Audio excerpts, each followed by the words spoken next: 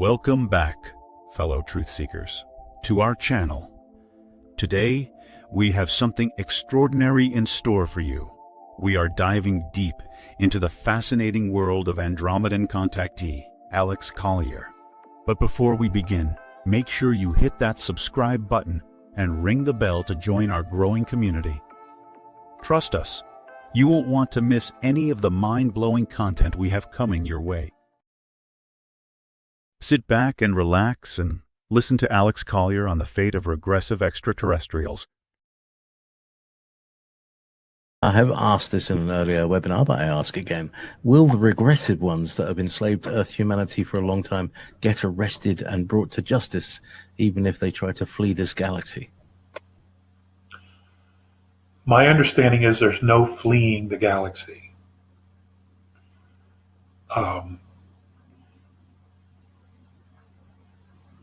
I think in our perspective, the way we look at things, yes, they will be arrested. Many of them already have been. How do they deal with that?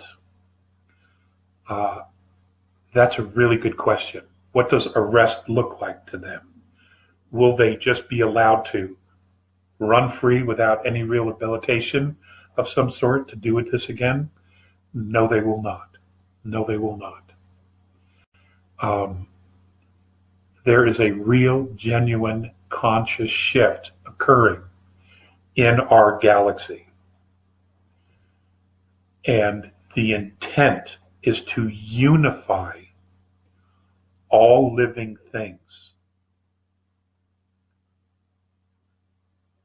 in the galaxy with the intent of creating unity, regardless of the dimensions, but to create a unity of consciousness and knowledge throughout the galaxy. My understanding of what that means is, here we are on third, moving into fourth and to fifth. The knowledge contained in fourth and in fifth will be shared with us as we begin our progression forward. As we begin our progression to fourth, the knowledge that we don't have or can't understand in fifth and sixth will be shared with us so that there is a unity of knowledge and information, so that we understand the big picture. The idea is to create a knowledge base of all the dimensions and all the races and the wisdom with everyone.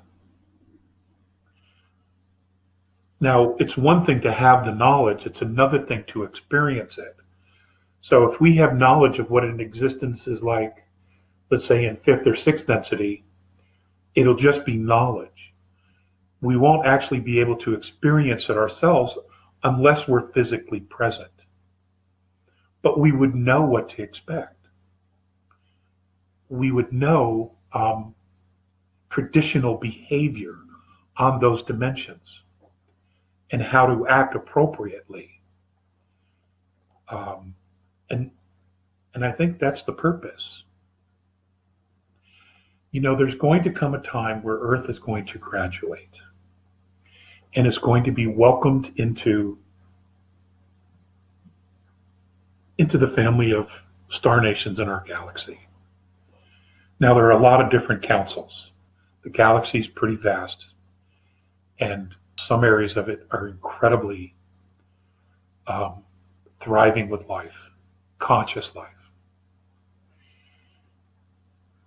Man, I haven't talked about this in a long, long time.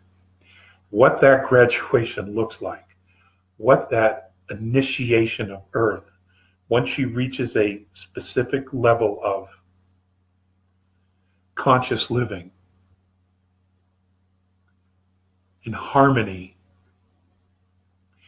what happens is we would be presented to a collection of other star nations. We would then be introduced as a planet, as a solar system, and as a race to the rest of the galaxy. And what occurs is there are many hundreds of years of preparation for this event. And humanity would be presented not only with our different cultures, but also many different life forms that we have on the planet, such as whales, dolphins, megalodons, many different other species that we have that that are extinct on the surface, but may in fact be living in the inner earth, hint, still alive, would be taken on starships to a specific place where we would be introduced, and it would be like a parade where we would be introduced and we would present ourselves and our cultures and our life, our ecosystem, to the rest of the world, to the rest of the galaxy. And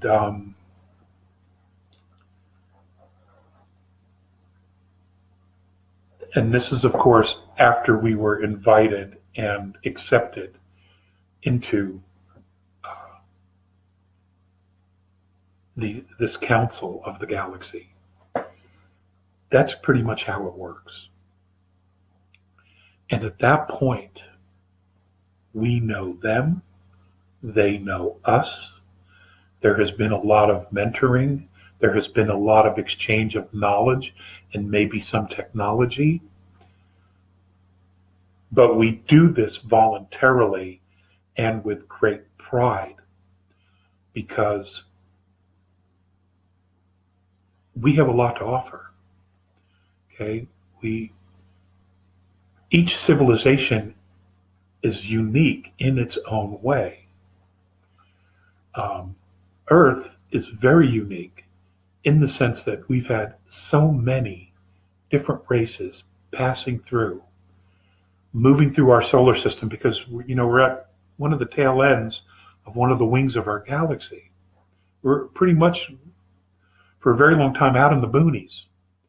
And our culture that we've developed through different star nations and events that have occurred here and interaction with other races, whether it's Lemuria, Pangea, Atlantis, the Nibiru, the Pleiadians, the Syrians, the Tao, the Reptilians, all of those cultural things and their protocols that they forced on humanity through our interaction with them and our enslavement or having to live under their reign or protocols of behavior. All of those are part of our history now and part of many different cultures on the planet. So we're unique. We are not the run-of-the-mill in any way, shape, or form. Not to mention the fact that spiritually, we are quite the unique bunch. You have 11th density spiritual beings living in third dimensional bodies, reincarnating over and over and over again. 10th, 9th, 11th, 7th, 8th, 6th, all the way down. Here, participating in the creation of this holograph, which we call our Earth. They're aware of that. You see, they know about all the stuff we don't know about, that we're just coming to figure out now or to learn. They already have all that knowledge.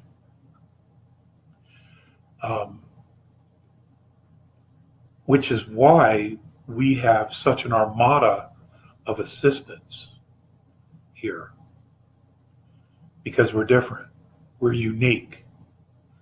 We're like this compendium of the best and the worst. Okay.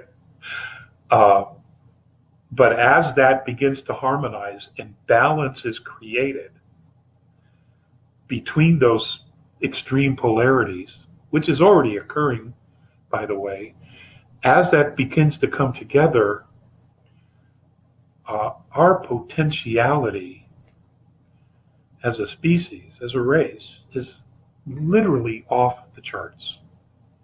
Literally off the charts. And future generations of Terrans are going to be absolutely remarkable beings. And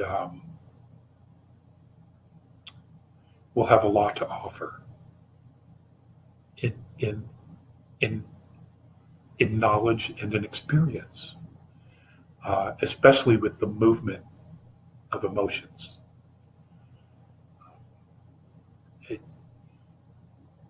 Balanced, it is the strongest creative force in the universe. Emotion, but it's got to be balanced, and it has to work with a focused intent. And these are all things that they've purposely hidden from us to keep us under control, to make sure we wouldn't get out of that crab pot, by keeping us at each other. So the potential is remarkably bright. It's just, when I think about it, I see a sun. I see all of humanity shining like a sun, like a star. I couldn't be prouder, and I'm already proud of us.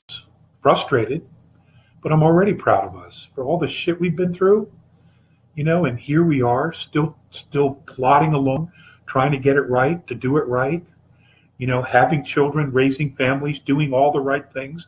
We haven't given up on each other,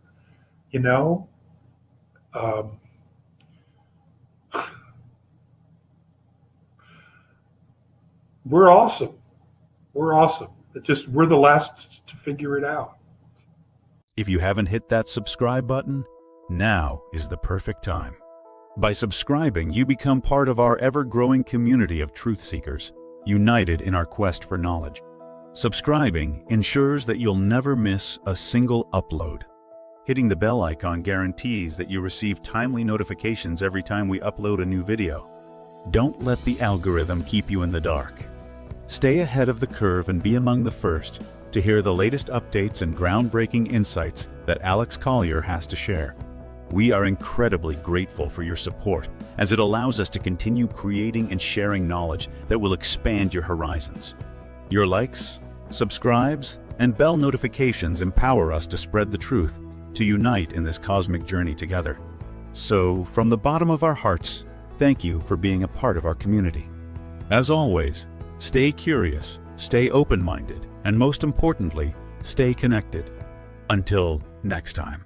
If you would like to see Andromedan contactee Alex Collier live via video stream, we host an online seminar 3 times a month on a Friday at 2 p.m. Eastern Time. For more information and dates of upcoming online seminars, please visit alexcollier.org. Please click on one of the above videos to seek more of Alex Collier's knowledge.